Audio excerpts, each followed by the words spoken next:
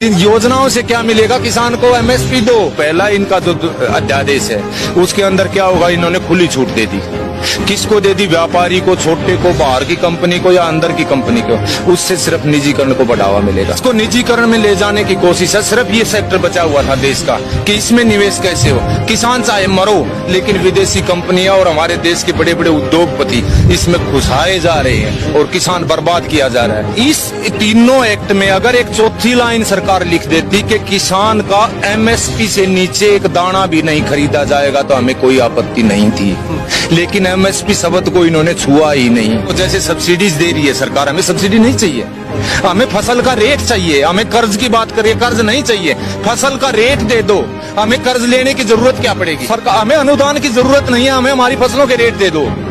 हम खुद इतने समर्थ हैं, देश को हम और भी ज्यादा बढ़ देंगे, समर्थ बना देंगे। पूरा चीन का युद्ध लड़ रहे हैं बॉर्डर पर सारी मीडिया, वहां से थोड़ी फुर्सत मिली। हॉस्पिटल जिसमें अमिताभ बच्चन थे, नानावटी, उधर जा खड़े हुए। उधर से ये विकास दुबे पर आ गए, विकास दुबे से ये वापस फिर इसमें सचिन पायलट के वहां चले गए। किसान की देश के अंदरूनी हालात इतने खराब हो रहे हैं साहब, अब आर पार के बगैर कोई समाधान नहीं है। सरकार ऐसे नहीं चाहती। मैं दावा करता हूं इस पर देश के जितने भी विद्वान हैं, पढ़े लिखे या किसान, आप एक बार अंदाजा लगा के देख लो। 2014 में चना, सरसों, धान, कपास, मूंग, मोट, गुआर का क्या रेट था और आज क्या है? कम से कम 2 कदम तो चल के दिखलाते, 2 कदम तो, बल्कि लागत किसान की डबल हो गई है और आमदनी वहीं की वहीं खड़ी है। आज बेचारा बिहार का किसान अपने यहाँ कुछ 1750 के आसपास इसका मक्का का एमएसपी रखा हुआ है, वहां पर 600-700 से ऊपर नहीं बिका है साहब, आप तसल्ली करके देख लो।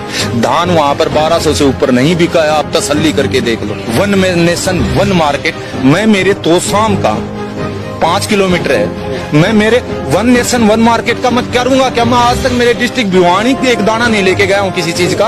उस मार्केट में कर्नाटक कैसे लेके जाऊंगा? मैं हैदराबाद कैसे लेके जाऊंगा? मैं पटना कैसे लेके जाऊंगा जिसका किराया इतना पड़ा? न्यूनतम समर्थन मूल्य शब्द को छुआ ही नहीं, तो इसका मतलब किसान की बर्बादी के सिवाय इन अध्यादेशों में कुछ भी नहीं है। बड़ी मुश्किल से ये देश खड़ा हुआ था, ये ढांचा खड़ा हुआ था, मंडियों का ढांचा। आज देश में कितने करोड़ों आदमी है जो मंडियों में रोजगार कर रहे हैं, कितना किसान का पैसा लग करके कितने बड़े बड़े शेड खड़े हुए थे, ये उसको ध्वस्त कर देंगे। तो सरकार को जरूरत है ऐसे ऐसे कुकर्मों को सुधारे, जबकि ये रोज एक थैला भर के चले आते हैं। अब तो डर लगने लगा है देश की जनता को, कहीं बाथरूम में से कोई नेता मंत्री ना निकला और आते ही कोई योजना लॉन्च ना कर दे। हम सिर्फ चीन और पाकिस्तान की लड़ाई नहीं, अंदर से देश टूट गया तो पाकिस्तान और चीन हमें तो गुलाम रहना है, इनके हैं, फिर वो कर लेंगे। फर्क क्या पड़ेगा? अंदर से मजबूत करो देश को, और किसान के बगैर मजबूत कोई नहीं कर सकता, कोई नहीं कर सकता।